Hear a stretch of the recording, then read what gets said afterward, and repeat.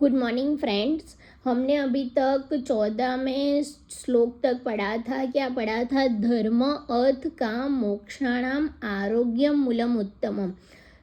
जो आरोग्य का मूल है वो धर्म अर्थ काम मोक्ष है।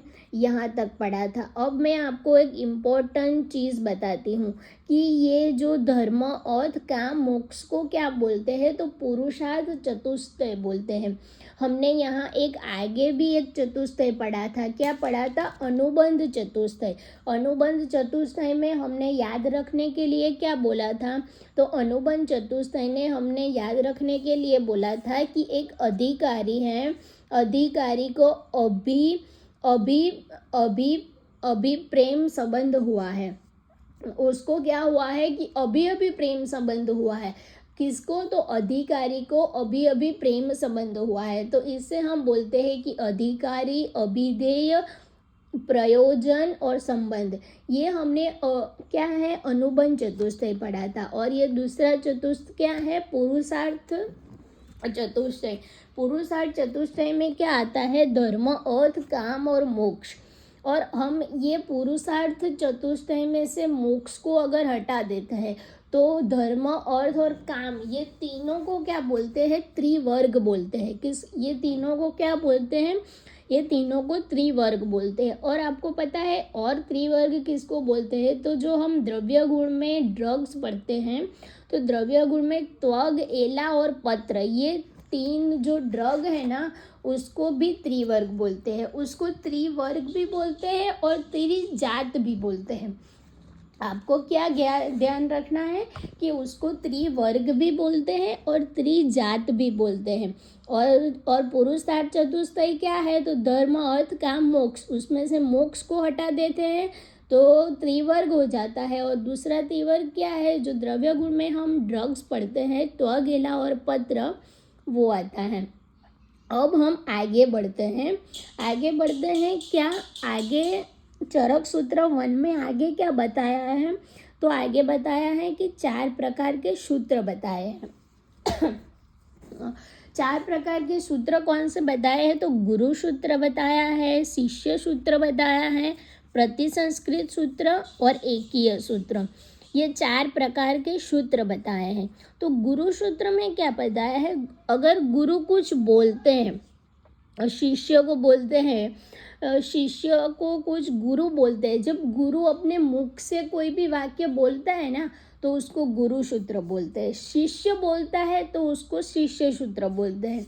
और प्रतिसंस्कृत सूत्र क्या होता है? तो प्रतिसंस्कृत सूत्र में कोई टीका होती है ना, तो अगर उसको एलोब्रेट करके, जो संस्कृत में होती है उसको एलोब्रेट करके कोई आचार्य उसको जैसे कि दलहन हो गए, चक्रपाणी हो गए, उसको एलोब्रेट करके हमको समझ में आए ऐसी भाषा में लिखते हैं और सूत्र बनाते हैं, तो उसको प्रतिसंस्कृत सूत्र बोलते हैं। और एककीय सूत्र क्या होता है कि संभाषा होती है। जैसे कि संभाषा में बहुत सारे आचार्य होते हैं और अपने अपने अलग अलग मत रखते हैं। जैसे कि जो रस सूत्रस्थान के अध्याय में रस, जो हमारे कितने रस होते हैं, तो कोई आचार्य बोलते हैं 1, कोई बोलते हैं 2, कोई बोलते हैं 3। तो ये रस के अनुरूप जो संभाषा हुई है ना, तो उसमें सब आचार्य क्या है? अपना अपना मत रखते हैं। तो वो जो संभाषा है और वो सूत्र बोलते हैं, उसको एककीय सूत्र बोलते हैं। वो है अलग अलग पर उसको बोलते हैं एककीय सूत्र। ये ऑपोजिट है, याद रखने के लिए। ओके, आपको याद रखना है कि ये बात है अलग अलग, लेकिन वो सूत्र को बोलते हैं एककीय सूत्र। ऐसे करके क्या हमने 4 प्रकार के सूत्र पढ़े? गुरु सूत्र, शिष्य सूत्र, प्रतिसंस्कृत सूत्र और एककीय सूत्र। क्या याद आ गया ना? ये आपको अगर कोई प्रॉब्लम है, कुछ समझ में नहीं आया, तो आप मुझे कमेंट करो, पूछो, तो मैं आपको बताती हूँ। ओके, अब क्या है कि भगवान इंद्र के पर्याय बताए हैं। भगवान इंद्र के कितने पर्याय बताए? 1, 2, 3, 4, 5, 6, 7 पर्याय बताए हैं। किसके? भगवान इंद्र के 7 पर्याय बताए हैं। उसमें क्या है? शक्र, सचिपति, अमर गुरु, अमर प्रभु, बलहंतार, सहस्त्राक्ष, मेष वृषक, ये सब क्या है, इंद्र के पर्याय बताए हैं। तो उसमें से हमें याद रखने के लिए हम क्या करेंगे कि हम याद रखने के लिए MBA याद रखेंगे, S3 इंटू MBA याद रखेंगे। तो MBA में M पर से क्या है, मेष वृषक, B से बलहंतार, A अल्फ़ाबेट से 2 आया है, एक अमर गुरु अमर प्रभु। क्या है, अमर गुरु अमर प्रभु। हम ABCD के फॉर्म में जाएंगे। A से कितने हैं, A से 2 है, अमर गुरु और अमर प्रभु। B से क्या है, बलहंतार। फिर M से कितने हैं, 1 है, M से क्या है, मेष वृषक। आपको पता चला, हम क्रोनोलॉजिकल ऑर्डर में जाते हैं। कैसे है कि A पर से 2 है, अमर गुरु अमर प्रभु, और B से क्या है, बलहंतार, M से है मेष वृषक, और S से क्या है, शक्र सचीपति सहस्त्राक्ष। पता चला क्या है, A से 2 है, कितने हैं, अमर गुरु अमर प्रभु। A से 2 अमर गुरु अमर प्रभु, A से क्या है, 2 अमर गुरु अमर प्रभु, अमर गुरु अमर प्रभु। B से बलहंतार, M से मेष वृषक, और S से शक्र सचीपति सहस्त्राक्ष। कितने हुए टोटल, 2 3 4 और 3 7, टोटल 7 पर्याय बताए हैं इंद्र के कितने पर्याय बताए हैं, 7।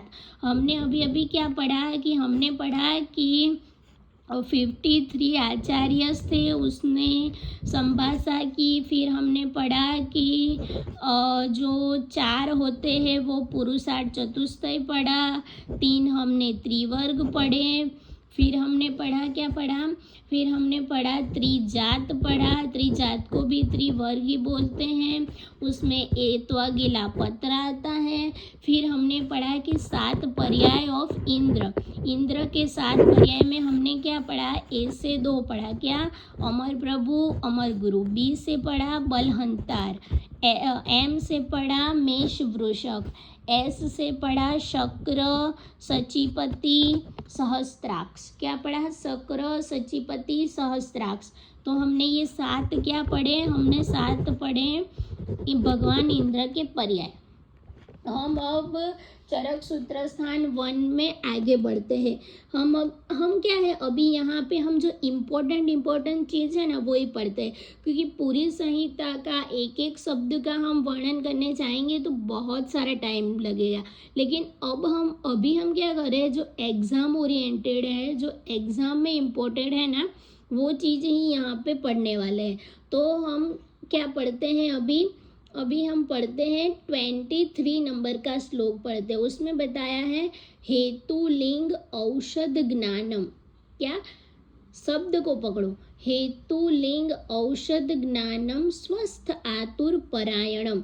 हेतु लिंग औषध ज्ञानम स्वस्थ आतुर परायणम, त्रिसूत्रम शाश्वतम पुण्यम बुबुधेयम यम पितामहम। यहाँ पर क्या बताया है कि परम आश्रय करना योग्य है। क्या है, स्वस्थ, रोग रहित तथा आतुर, ये બંને જે પરમ આશ્રય કરનાર યોગ્ય है। ભગવાન ઇન્દ્રે વિશાળ બુદ્ધિ જાણી લઈએ, महर्षि ने थोड़ा पदों में आयु विषय कही भी।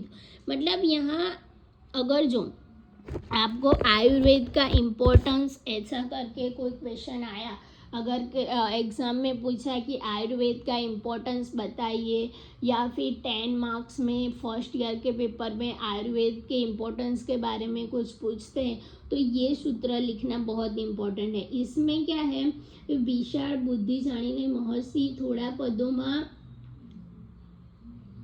इसमें क्या बताया है, तो स्वस्थ और आतुर है ना, दोनों को आयुर्वेद का ग्रहण करना चाहिए, ऐसा बोला है।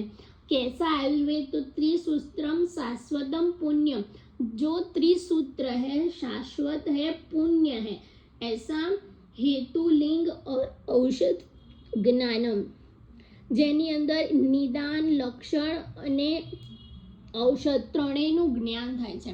मतलब मैं आपको बताती हूँ कि इसमें क्या बोला है, ये श्लोक को मैं आपको पूरा एलोब्रेट करके पढ़ाती हूँ। क्या बोला है कि जो स्वस्थ लोग हैं, आतुर लोग हैं, वो दोनों को आयुर्वेद का अध्ययन करना चाहिए। उससे उनको क्या मिलेगा, हेतु लिंग औषध ज्ञानम।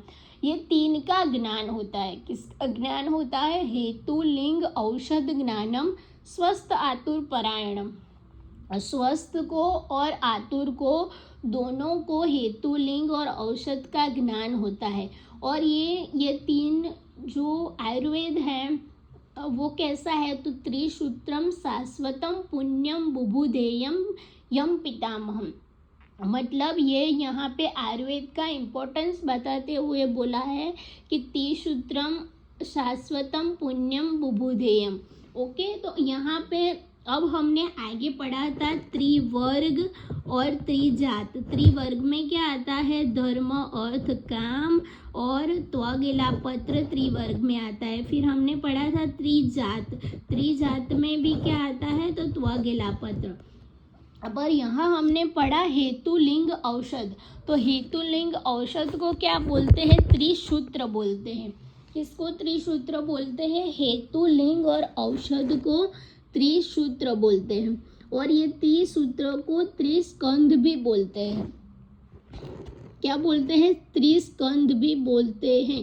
त्रिस्कंध, त्रिस्थूल, त्रिसूत्र। जो देखो ये पर्याय है, त्रिस्कंध, त्रिसूत्र, त्रिस्थूल।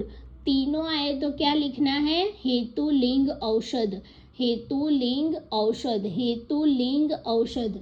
हेतु लिंग औषध को क्या बोलते हैं, त्रिसूत्र बोलते हैं, त्रिस्कंध बोलते हैं, त्रिस्थूल बोलते हैं।